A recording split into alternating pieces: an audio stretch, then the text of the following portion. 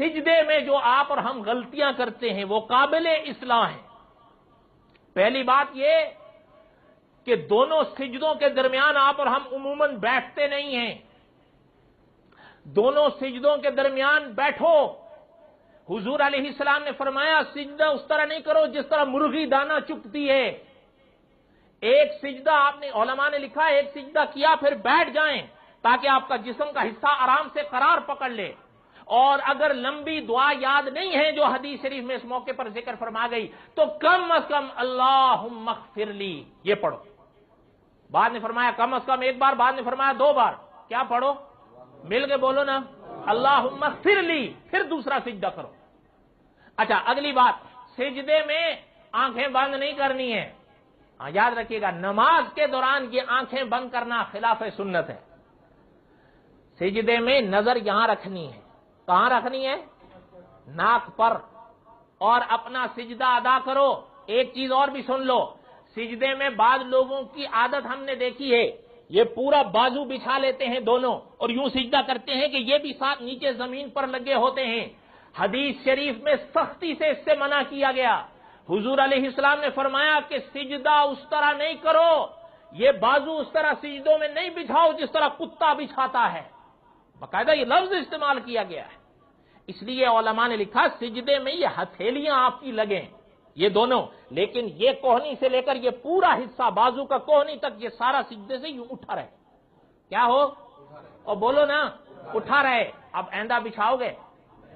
ایندہ بچھاؤ گے؟ اس کو اٹھا کر کرو۔ ایک بات۔ دوسری بات، ہاں یہ ایک چیز یہ بھی سن لیں کہ اگر جماعت کے دوران یہ تو اٹھ ہی رہے، لیکن یہ اگر دوسرے والوں کو لگ نہیں ہے، جماعت میں کبھی رش ہو جاتا ہے تو فقہاء نے فرمایا اس کو آپ یوں کر سکتے ہیں۔ کیا کر سکتے ہیں؟ ہاں یوں سمیٹ لیں۔ اکیلے میں آپ پڑھ رہے ہیں تو کھل کے سجدہ کریں جو آپ کی حیت ہے۔ اور ایک چیز اور بھی سن لیں، سجدے کے دوران دونوں پاؤں سجدے میں زمین پر لگے رہیں۔ آپ علیہ السلام نے فرمایا کہ سجدہ 7 حصوں پر جسم کے کیا جاتا ہے، ان میں 2 قدم ہیں۔ کیا ہیں؟ ہاں کئی لوگ آپ دیکھیں گے وہ سجدے میں پیچھے سے پیر اٹھا لیتے ہیں۔ فقہاء لکھتے ہیں اگر دونوں پیر اس کے سجدے کی دوران اٹھے رہے اس کا سجدہ نہیں ہوگا۔ اور نماز میں سجدہ فرض ہے، جب فرض گیا تو نماز آئی۔ اگلی بات، ایک پیر لگایا دوسرا اٹھا لیا اور اٹھائے رکھا، فقہاء نے فرمایا سجدہ ہو جائے گا لیکن مکروہ ہے، تحریمہ ہو جائے گی نماز۔ کیا ہو جائے گی؟ مکروہ ہے۔ کون سی مکروہ؟ مکروہ ہے تحریمہ۔ اور اگر یہ اصول آپ مجھے معاف کرو تو میں آپ کو سنا جاؤں کہ شہید ختم نبوت مولانا یوسف لدھیانوی رحمۃ اللہ علیہ لکھتے ہیں کہ اگر نماز مکروہ ہے تحریمہ ہو جائے تو اصول ہے فقہاء کا کہ اس نماز کو دوبارہ پڑھو۔ آئندہ دوسرا پاؤں اٹھاؤ گے؟ دونوں اٹھاؤ گے یا ایک اٹھاؤ گے؟ ہاں اب رہ گیا مسئلہ انگلیوں کا کہ آپ نے پاؤں کے دونوں انگلیاں لگا لی دونوں، تو اب جو پاؤں کی انگلیاں ہیں ان کو یوں کر لو، ایسے کعبے کی طرف۔ کہاں؟ کعبے کی طرف۔ فرمایا اگر کوئی شخص یوں سجدے میں انگلیاں پاؤں کی لگا لیتا ہے لیکن ان کو قبلے کی طرف نہیں کرتا، یہ مکروہ ہے۔ سجدہ تلاوت کا طریقہ یہ ہے کہ سجدہ تلاوت جب کیا تو فقہاء نے فرمایا افضل یہ ہے اسی وقت کرو۔ کیا کرو؟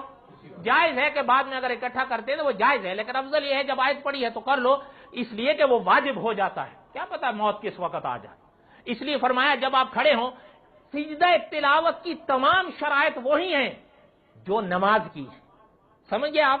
ہاں یہ یاد رکھیے گا۔ ایک مفسر گزرا ہے ہمارے زمانے میں نام اس کا نہیں لیتا ورنہ مجھے پھانسی کی سزا دے دی جائے گی، اس نے لکھا ہے سجدہ تلاوت بغیر وضو بھی نہیں۔ بولے نا؟ نہیں، سجدہ تلاوت بغیر وضو بالکل جائز نہیں ہے۔ یہ کون سا طریقہ اللہ کے بندے، بغیر وضو کے سجدہ تلاوت؟ سجدہ تلاوت کے لیے بھی وہی شرطیں ہیں جو نماز کے لیے ہیں، قبلہ رخ کھڑا ہو، نیت بس اتنی کافی ہے کہ میں سجدہ تلاوت کرتا ہوں، کون سی آیت کی کر رہا ہوں اس کی ضرورت نہیں ہے، بس نیت اتنی کافی ہے میں سجدہ تلاوت کرتا ہوں، ہاتھ نہیں اٹھانے ہیں، بس نیچے چھوڑ دیں، اللہ اکبر کہتے ہوئے سجدے میں چلے جائیں۔ باقی دعائیں جو لکھی گئی ہیں کتابوں میں وہ یاد نہیں تو علامہ دلاوری رحمۃ اللہ نے لکھا کہ سبحان ربی الاعلی، سبحان ربی الاعلی وغیرہ پڑھ لیں۔ بس جب پڑھ لیے اب اٹھ جائیں واپس، سجدے میں کہاں گئے تھے؟ کہاں سے گئے تھے آپ؟ کھڑے کھڑے سجدہ کر کے سیدھا واپس کھڑے ہو جائیں اللہ اکبر کہتے ہوئے. اللہ اکبر کہہ کے جانا ہے، اللہ اکبر کہہ کے اٹھنا ہے، نہ ہاتھ اٹھانے ہیں نہ سلام پھیرنا ہے. آپ کا سجدہ تلاوت ہو گیا.